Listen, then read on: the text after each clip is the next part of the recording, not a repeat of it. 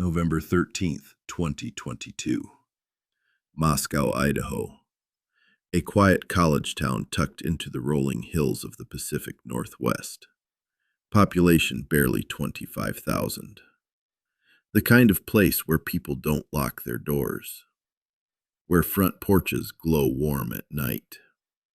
Where murders simply don't happen.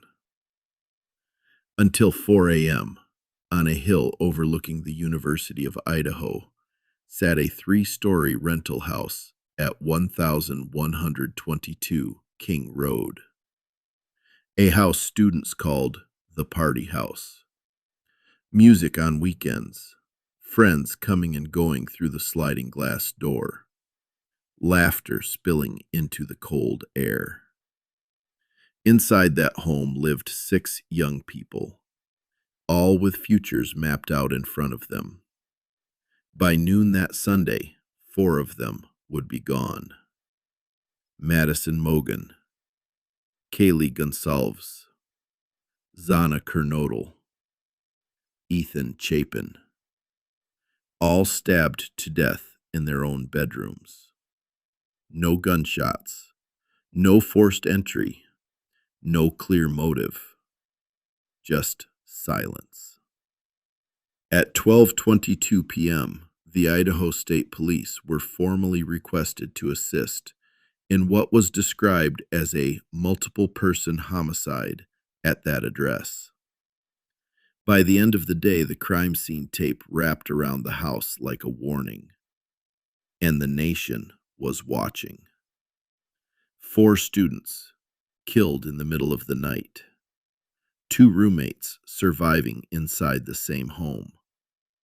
One of them would later describe opening her bedroom door and seeing a masked man dressed in black walk past her. She stood frozen. She didn't call 911. Not until hours later. How does something like this happen in a town that hadn't seen a murder in 7 years? Was it random? Was it targeted?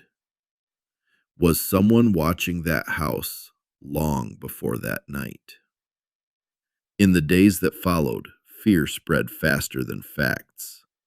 Students fled campus. Social media detectives built theories. Rumors multiplied by the hour. And somewhere, quietly, investigators began building a case. A white car, cell phone pings, a knife sheath left behind, and a criminology PhD student living just 8 miles away. This isn't just a story about a killer. It's a story about how quickly safety can become illusion, how digital footprints can unravel secrets, and how 4 ordinary nights turned into one that Moscow will never forget. This is the case of the King Road murders, and this is Unsaid Case Files. The house at 1122 King Road didn't look like a crime scene. It looked like every other off-campus college rental in Moscow. 3 stories, gray siding, a balcony overlooking a sloping backyard, built into a hillside so that the second floor felt like the front door, and the first floor sat partially below ground. 6 bedrooms, 2 on each level, a layout that felt open, casual, lived in. To students at the University of Idaho, it was known as the Party House. Friends came through the sliding glass door in the kitchen. Music played on weekends. The backyard filled with laughter during warm months. It wasn't unusual for people to drift in and out late into the night. That familiarity would later matter, because when investigators arrived, there were no signs of forced entry. Inside, 5 young women lived together during the fall of 2022. Sorority sisters, friends, roommates navigating college life, classes, relationships, football games, and futures just beginning to take shape. On the 3rd floor, Madison Mogen and Kaylee Goncalves. On the 2nd floor, Xana Kernodle and her boyfriend, Ethan Chapin, who was staying over that night. On the 1st floor, 2 other roommates who would survive. The town itself had not seen a homicide since 2015. It was the kind of place where violent crime felt distant, something that happened somewhere else. But sometime between 4 o'clock and 4:25 a.m. on November 13th, someone moved through that house in the dark, room by room, floor by floor. By noon, law enforcement would be responding to what the Idaho State Police officially documented as a multiple-person homicide at that exact address. But in these early hours, none of that was visible from the outside. The house still stood quiet on the hill. Lights off, doors closed. And inside, 4 futures had already ended. November 12th, 2022. Game day in Moscow. The University of Idaho campus buzzed with a kind of energy only college football Saturdays can bring. Tailgates, fraternity gatherings, students moving between apartments and houses dressed in black and gold. For the 6 roommates at 1122 King Road, it was just another weekend. That's what makes this part so haunting. Nothing felt unusual. That evening, Madison Mogen and Kaylee Goncalves went downtown to the Corner Club, a familiar bar on Main Street. Later, they stopped at the Grub Truck, where late-night crowds gathered for food before heading home. The truck's live stream would later capture them laughing, waiting for their order. Just 2 friends at the end of a normal night. Across town, Xana Kernodle and Ethan Chapin were at a fraternity event near campus. Friends described them as relaxed, social, nothing out of place. By 1:45 a.m., Ethan and Xana were back at the King Road house. By 1:56 a.m., Madison and Kaylee had arrived home. All 5 roommates were inside by 2 a.m. Phones show something else, too. Between 2:26 and 2:52 a.m., multiple calls were made from Kaylee and Madison's phones to Kaylee's former longtime boyfriend. None were answered.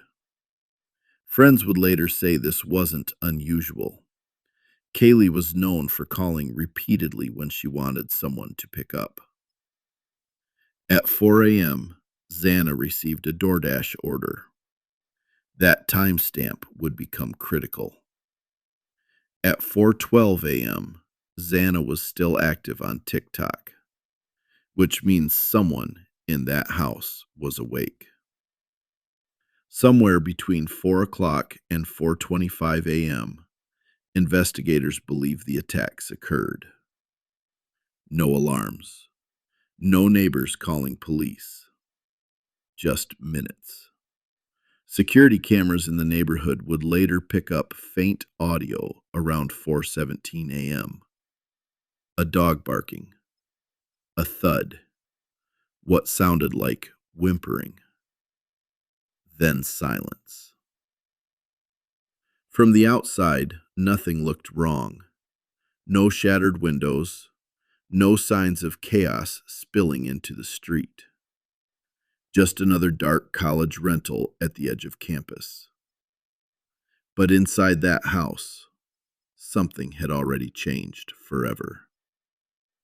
4 students had gone to bed believing the night was over. They had no idea someone else was moving through the dark. The timeline tightens here. Around 4 a.m., a DoorDash delivery arrives at 1122 King Road. It's for Xana Kernodle. She's awake. Her phone shows activity on TikTok at 4:12 a.m. Upstairs, on the 3rd floor, Madison Mogen and Kaylee Goncalves are in Madison's bedroom together. On the 2nd floor, Xana's boyfriend, Ethan Chapin, is staying over. Downstairs, 2 roommates are asleep. And then, a noise. One of the surviving roommates later tells investigators she woke up to what sounded like Kaylee playing with her dog on the 3rd floor. Then she hears something else. There's someone here. At first, she thinks it's one of her roommates. College houses are loud. People move around at odd hours. Doors open. Food deliveries arrive. But minutes later, she opens her bedroom door. Nothing. She closes it. Then she hears crying from Xana's room and a male voice. "It's okay. I'm going to help you." She doesn't recognize the voice. Security cameras nearby pick up audio around 4:17 a.m. Faint whimpering, a loud thud, a dog barking repeatedly. Inside the house, the roommate opens her door a 3rd time. This time, she sees him. A figure dressed in black, a mask covering his mouth and nose. Walking toward her, not running, not panicked, just walking. He passes her, heads toward the sliding glass door in the kitchen, and disappears into the dark. She stands there in what she later describes as a frozen shock phase. Then she locks her door. Inside that house, it goes quiet again. But upstairs and down the hall, 4 lives have already ended.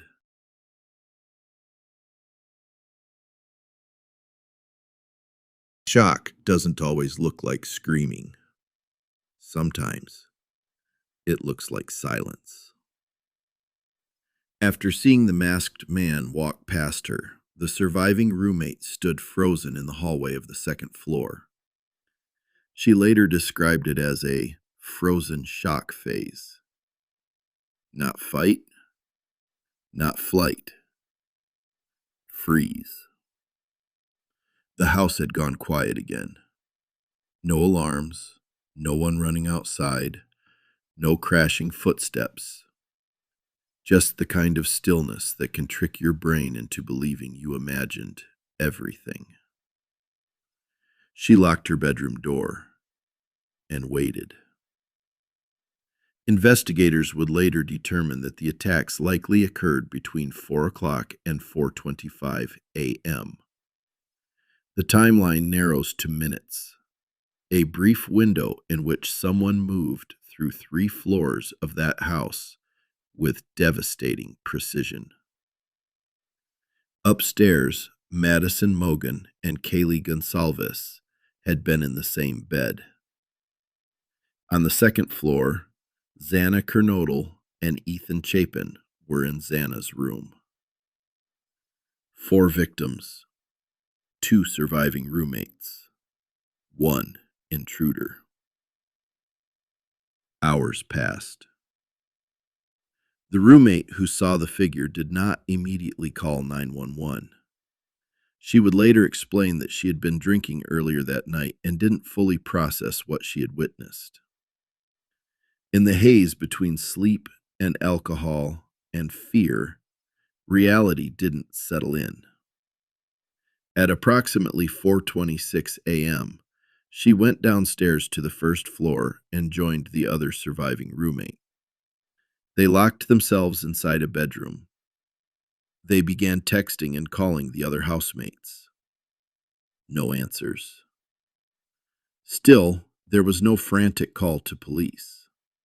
Morning light crept over King Road. By late morning, anxiety turned into panic. Friends were called to the house. One of them walked upstairs. Moments later, he rushed back down, telling everyone to get out. At 11:42 a.m., a 911 call was placed requesting help for an unconscious person.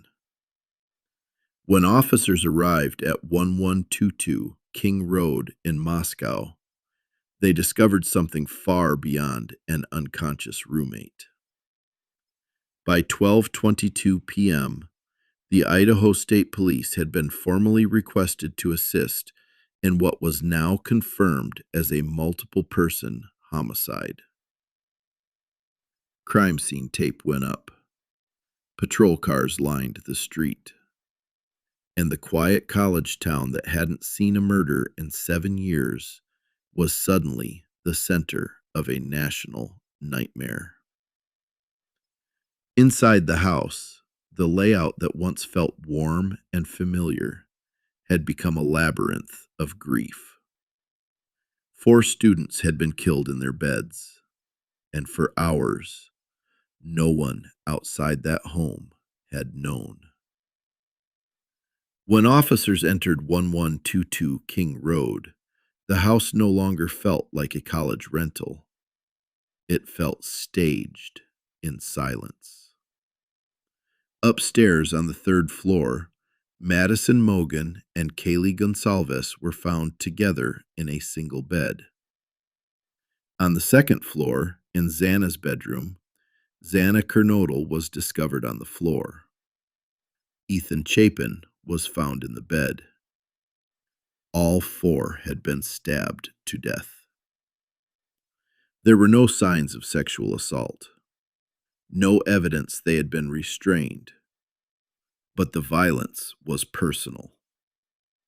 Investigators would later reveal that Kaylee suffered more than 20 stab wounds, along with additional injuries consistent with blunt force trauma and asphyxiation. Xana sustained more than 50 stab wounds, many defensive, suggesting she fought back. A tan leather knife sheath was found on the bed beside Madison's body. It had been left behind. That detail would become critical. Elsewhere in the house, Kaylee's dog, Murphy, was found unharmed. No burglary, no ransacked rooms, nothing stolen. The attack appeared focused, intentional. By the afternoon of November 13th, the scene was officially documented as a multiple-person homicide investigation led by local authorities with assistance from the Idaho State Police. Outside, media vans began lining the streets of Moscow. Students stared from across the police tape. Parents began calling their children. And one question started echoing through the community. If someone could enter that house, move through it, and leave without being stopped, who was he looking for? By nightfall on November 13th, fear had settled over Moscow like fog. At first, authorities reassured the public there was no ongoing threat. But 3 days later, that certainty shifted. Police Chief James Fry admitted they could not say there was no danger to the community. And that's when panic began. Students at the University of Idaho packed their cars early for Thanksgiving break. Some professors moved classes online. Parents drove hours to bring their children home. For a town that hadn't seen a homicide since 2015, this felt unreal. Then the internet stepped in. TikTok creators, Reddit threads, self-proclaimed psychics, amateur detectives dissecting every detail, from body language in the grub truck live stream to the surviving roommate's statements. Rumors spread faster than facts. There was talk of a stalker, a masked man seen weeks earlier, an open sliding door one night after groceries, a stranger lurking near dumpsters. Investigators acknowledged they had received tips about a possible stalker, but could not verify the claim at the time. Meanwhile, online accusations began targeting friends, ex-boyfriends, even neighbors. Moscow police publicly criticized internet sleuths for spreading misinformation and disrupting the investigation, warning that harassment could lead to criminal charges. Behind the scenes, nearly 130 law enforcement personnel were working the case, including the Idaho State Police and the FBI. Thousands of tips poured in. Surveillance footage was being collected. Cell data was being analyzed. And somewhere in all that noise, one clue was about to cut through it.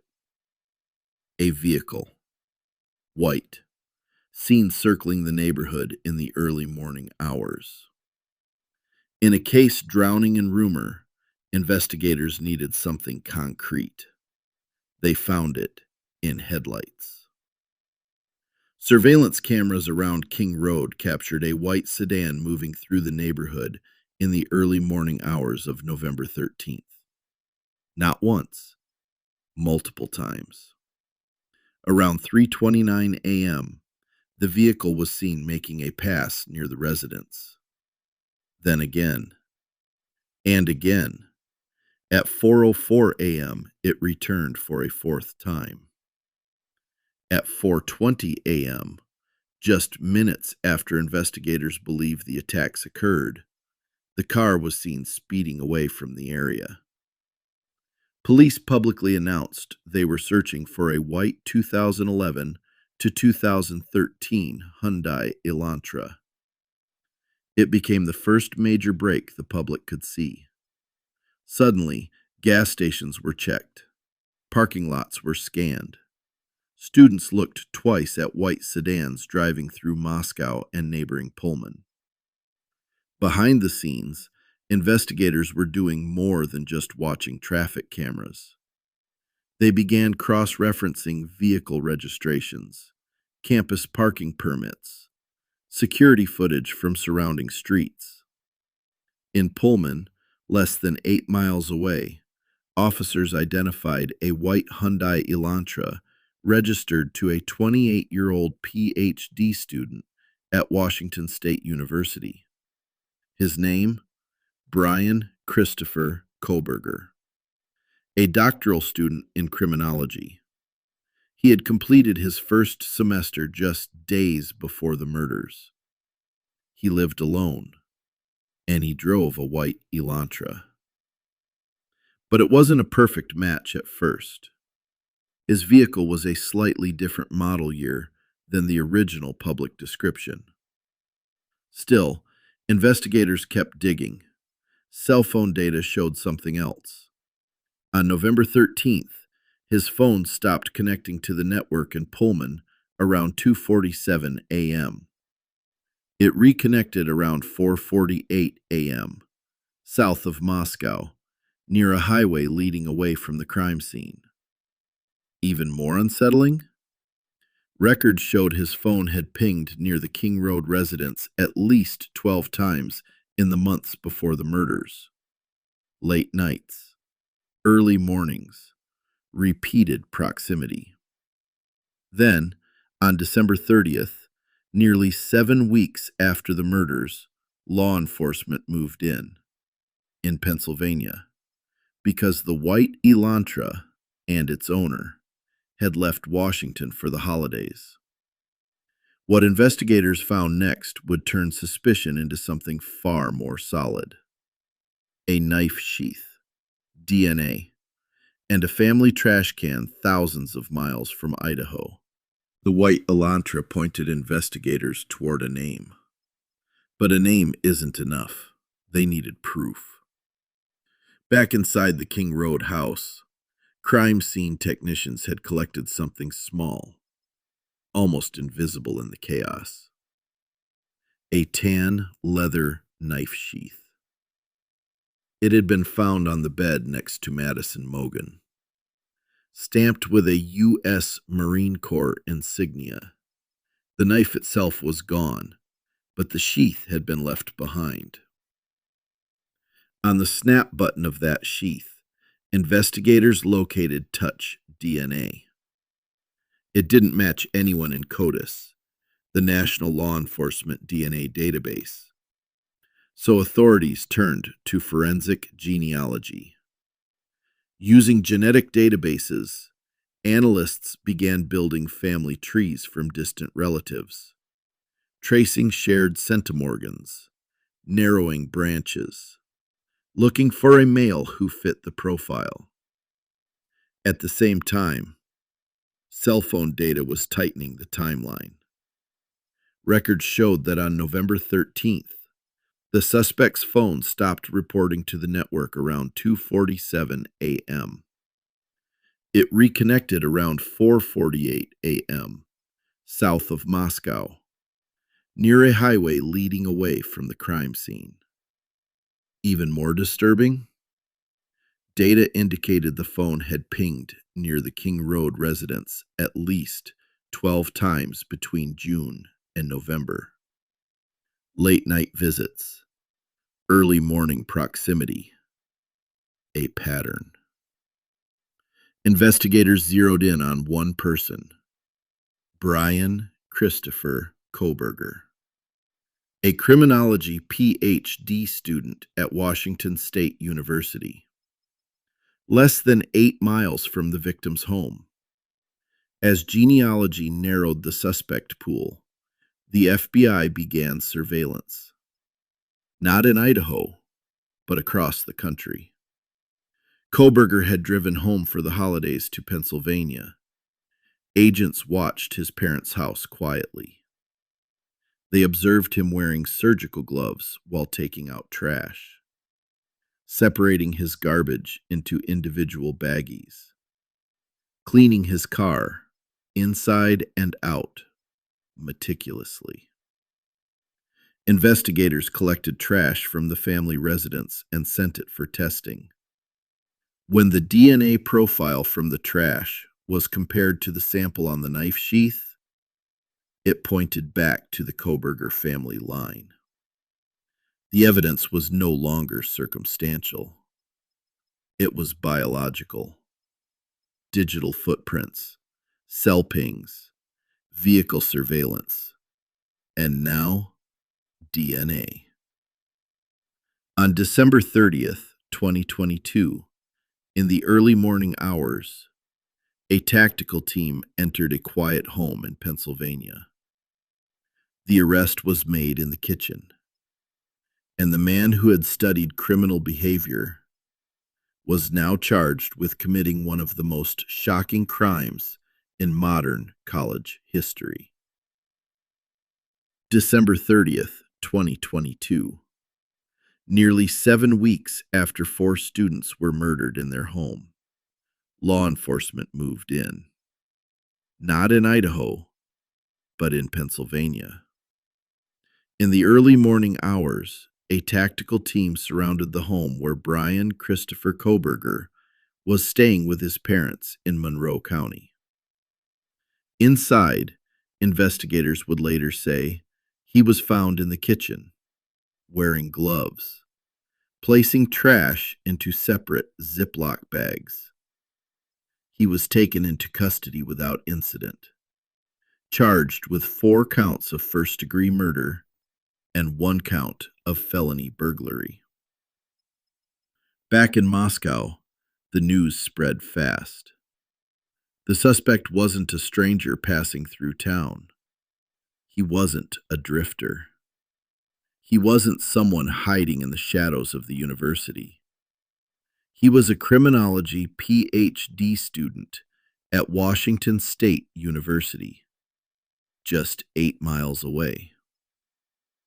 A man studying criminal behavior, a teaching assistant, someone who, weeks earlier, had been discussing theories of crime in a classroom.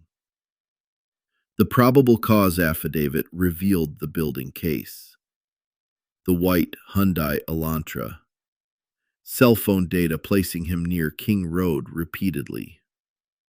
The phone going dark during the window of the murders. DNA on the knife sheath found beside Madison Mogen. When Kohberger appeared in court, he stood silent. No dramatic outburst, no confession, just a calm expression as the charges were read. For the families, it was a moment of relief, but not closure. Because an arrest answers who, it doesn't answer why. For nearly 3 years, the question hung in the air. Would there be a trial? Would the families have to relive every detail inside a courtroom? Prosecutors initially announced they would seek the death penalty against Bryan Kohberger. 4 counts of first-degree murder. 1 count of felony burglary. The case moved venues. Hearings stretched on. Motions were filed. Evidence arguments continued behind closed doors. And then, July 2nd, 2025. Kohberger stood in court and changed everything. He pleaded guilty. Guilty to all 4 counts of first-degree murder. Guilty to burglary. The plea deal removed the death penalty from the table. In exchange, he accepted 4 consecutive life sentences without the possibility of parole, plus 10 years for burglary. No appeals, no future hearings, no chance of release. On July 23, 2025, the sentence became official. 4 life terms. He will die in prison. Inside that courtroom, there was no dramatic explanation. No detailed confession delivered to the public. No clear motive revealed.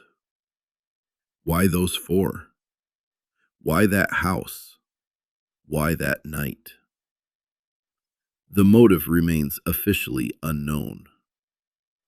For the families of Madison Mogen, Kaylee Goncalves, Xana Kernodle, and Ethan Chapin, justice came in the form of permanence, not answers.